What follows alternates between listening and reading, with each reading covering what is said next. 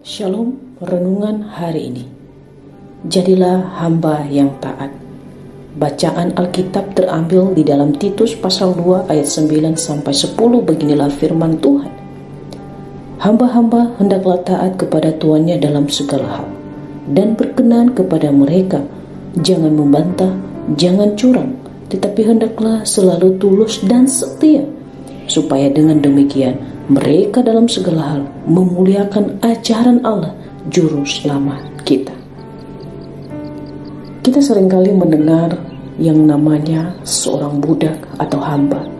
Bahkan setiap orang Kristen seringkali disebut sebelum ia meyakini bahwa dia adalah anak-anak Tuhan, sebelum ia meyakini bahwa Kristus adalah Juru Selamatnya, dia disebut sebagai hamba dosa. Dan setiap hamba biasanya melakukan yang namanya kesalahan. Dia melakukan kesalahan-kesalahan kepada tuannya dengan tujuan. Misalnya mungkin untuk membantah, melawan, berdebat karena tidak sesuai dengan keinginannya, curang dan mencuri. Tetapi sekalipun demikian, seorang hamba ketika ia berdebat, apakah argumennya akan menjadi penting? Tentu saja tidak. Dalam hal ini Tuhan bisa menjadi marah sehingga seorang hamba dipecat atau dipulangkan ke rumahnya masing-masing.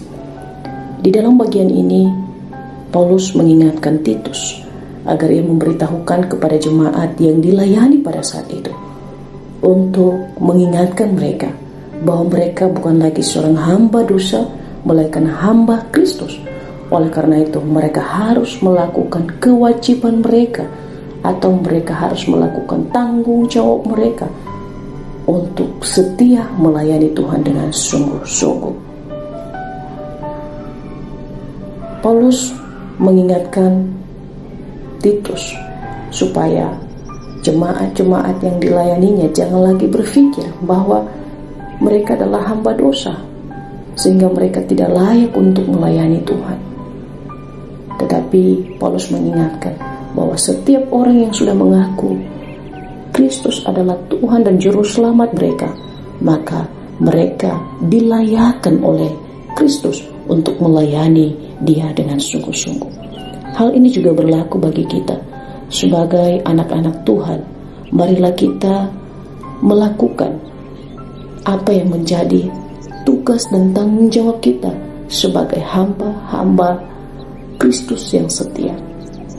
Marilah kita menjadi hamba yang taat, tanpa harus melawan, tanpa harus membantah, tanpa harus melakukan kecurangan-kecurangan di dalam hidup ini.